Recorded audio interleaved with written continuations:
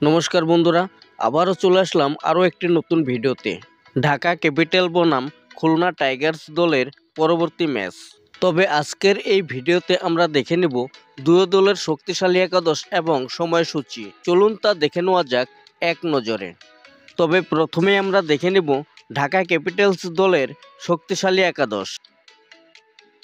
Number 1 Tanzid Hasan, opener batsman. Number 2 Liton Das, opener batsman. Number 3 Habibur Rahman, bowling allrounder. Number 4 Stephen Eskinazi, middle order batsman. Number 5 Farmanullah Safi, middle order batsman. Number 6 Thisara Perera, bowling allrounder. Number 7 Alauddin Babu, batting allrounder. Number 8 Amir Hamza, bowler. Number 9 Mukidul Islam, bowler. Number 10 Nazmul Islam, bowler. Number 11 Mustafizur Rahman, fast bowler. তবে friends, এখন আমরা দেখে নেব Khulna Tigers দলের শক্তিশালী একাদশ। Number 1 Mohammad Naim Sheikh, opener batsman.